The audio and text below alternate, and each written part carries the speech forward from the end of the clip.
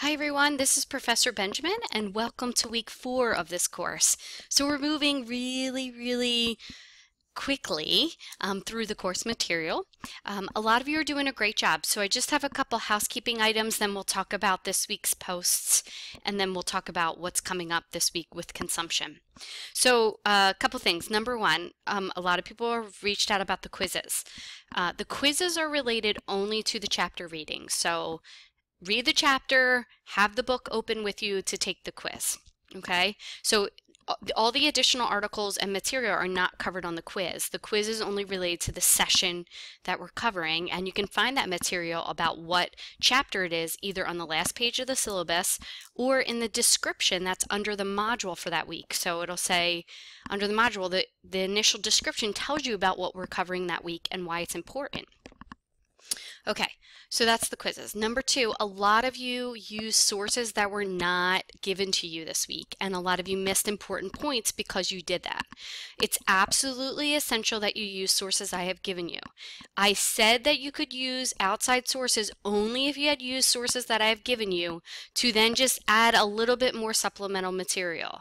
Now, I know the Thoreau question, the Emerson and Thoreau question didn't have very much text in the textbook, but you still could have made a response post, an initial post, by that material, by using your thoughts on the other material you read for the week. Okay, so that's really essential. The other thing is a lot of you are using I statements. I believe, or I think, or I thought this was a great topic this week. No. Keep that all out of initial posts. Initial posts are you're answering the question. You can still kind of lean one way or the other, but you just can't say I believe or in my opinion or I think. Keep away from that. Just say yes, no, and here are the reasons why. Okay, so it's absolutely important. I'm trying to think what else. The 20% attendance is due this week, so I'll be putting in that information as well. If you fail to submit forum posts in this class on a regular basis and you're just submitting stuff to me to keep your financial aid, please be aware that I'm aware of those situations and I will drop you from the course. So if I can see that you're just playing a financial aid game, you will get dropped from this course. It's absolutely essential that we give funding to students who want to go to college.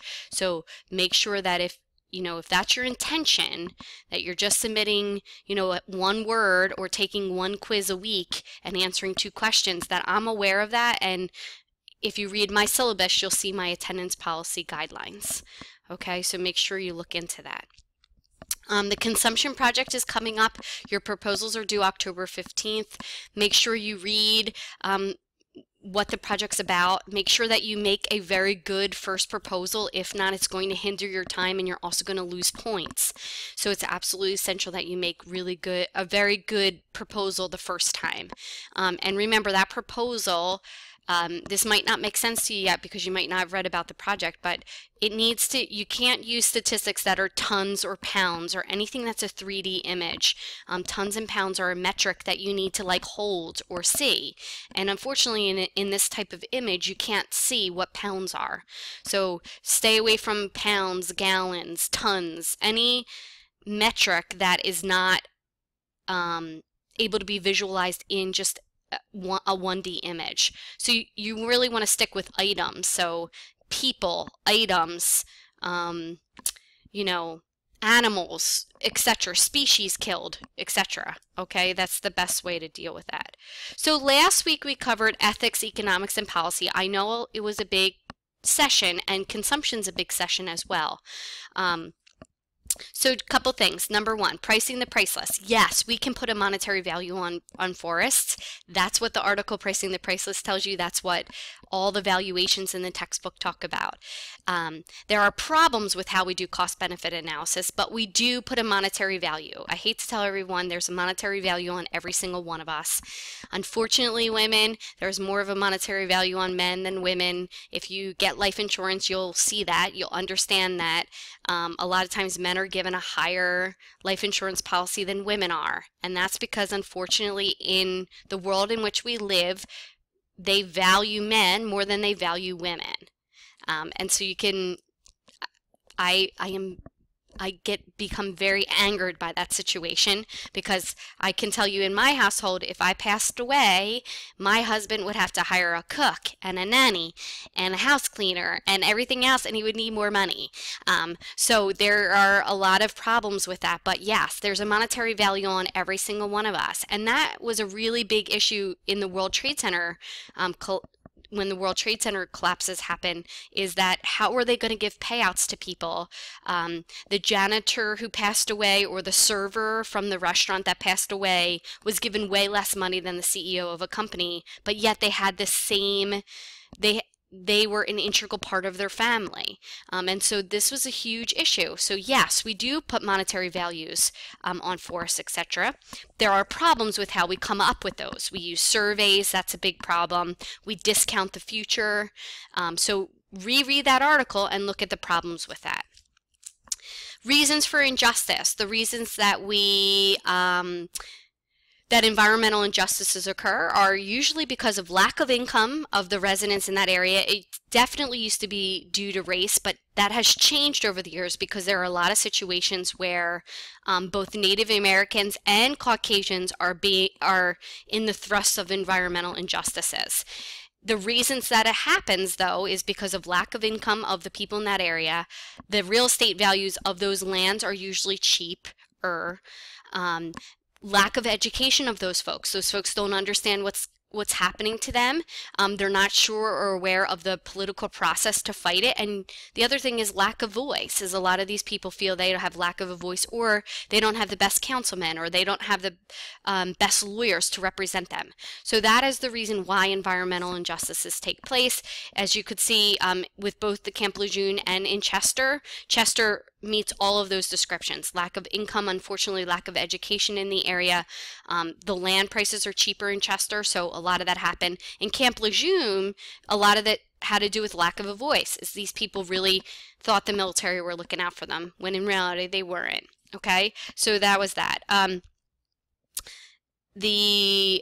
lot of people left out a really important part on how we've come to detach from nature. This is where a lot of people used outside sources when your textbook gave you all the information you needed. Detachment of nature happens because of domestication of plants and animals that happened like a really long time ago. We're still domesticating. We are still not domesticating, but we still are re-engineering food, etc., which causes our detachment from nature. A lot of people have no idea where their food comes from, what is the process of food, etc. The other thing is industrialization, of course, has caused our detachment from nature. And the other reason is our monotheistic religious beliefs. I know a lot of people are struggle with this because our school population, a lot of people are very Christian based, but we have to have the discussion about it, is that monotheistic religion beliefs put the belief in one man, and that man supposedly created nature, which then of course means man has dominion over nature. The other thing is that God says to protect nature, but only how man can use it. So there's for the benefit of man. And so there's a lot of issues with monotheistic religions and how our views on nature have been developed. So for example, when these hurricanes unfortunately have hit major parts of the world, including Puerto Rico and Texas and Florida, they also spared people, and you'll hear a lot of people say, oh, thank God the hurricane missed us, or it didn't hit our area. And the reason for that is the fact that they're saying that there is a higher being that controlled nature. Okay, instead of saying, oh, well, this air mass caused the hurricane to turn in this direction, instead they put it into a higher being that is a man. Okay, so that is one of the main reasons. Okay. Cap and trade, Elia did a great job. Cap and trade is a trading system of permits for emissions. So we would trade emissions from companies that have put in control technologies and are able to meet the standards. Whatever's left over they can trade with a company who can't meet their standards. Eventually everyone meets their standards, but for the time being pollution is just traded. And Annie Leonard does a great job in her video talking about the problems with cap and trade. Intrinsic and instrumental value. This is a very tough concept, and I could see a lot of students struggled with it.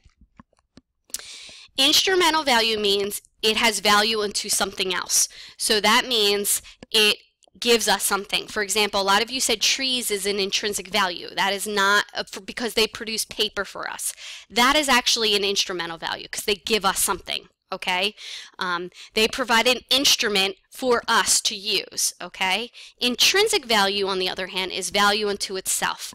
So that item as a whole is intrinsic. It has value unto itself. A lot of people struggle with this because it is that biocentric ethical belief that that tree has value unto itself as it is working in its ecosystem. Humans have value unto themselves functioning in their ecosystem, which would mean that the same values that we look at humans with, we should look at trees with the same value because they provide an integral part of the ecosystem. Humans also provide an integral part of the ecosystem, and they have intrinsic value. So they have value unto itself. Okay, so the values that a tree holds have value unto itself because of everything that it helps in the system. Humans have the same thing.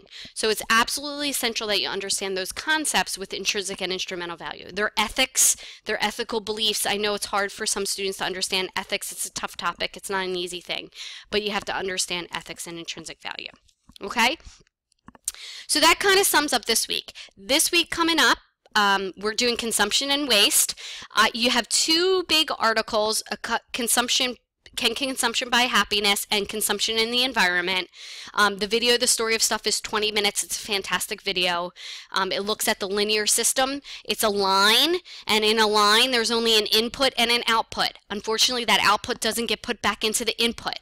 If that was the case where the output is put back into the input, that's called a closed loop system, and that's what we need. We need to look at all the stuff we have, and when we throw it away, what happens to it? Does it degrade back down? Can we recycle it and put it back into the system again? So big problems with our linear system and perceived and planned obsolescence and externalization of costs. Consumption by happiness. You could take a look at this. It talks about vehicle consumption. It talks about leisure consumption. It talks about social connectivityness. It talks about how money does buy happiness up to a certain point, and then after that point, there is no indication that we become any happier. And right now, that value is $70,000 a year. So technically, if you make $70,000 a year, you can meet your basic needs, such as rent. Now, I know that may not be true. Rent, food, healthcare, basic needs. And then after that, they actually have studied people and said that there's no real true increase in happiness beyond that level. The only thing that happens is we want more, then we want more, then we want more. Okay, so take a look at it. It's really good. Consumption environment is a big article, but I think you can skim through it and find the pieces that you need to answer the questions on the topics. Okay, now next week we have sustainability, and I will put up a review for the midterm in there. Okay, so you will be given all the questions for the midterm before the midterm exam. So it's best to start preparing when I put the midterm exam review up. Okay. If you have any questions, let me know. I know this Walmart latest Buy American sham might be a problem. I'll take a look at it and see if there's a link issue. If so, I'll update it. Okay? Sorry, I did a lot of talking today. I apologize, but have a wonderful week. If you have any questions, feel free to reach out. You're doing a great job. Keep it up. A lot of times during this part of the semester, we get a little lull, and then, we'll get over the hump, and then we'll start kind of moving towards the end of the semester. It'll be here before you know it. Okay, so keep working hard. Again, if you have any questions, feel free to reach out.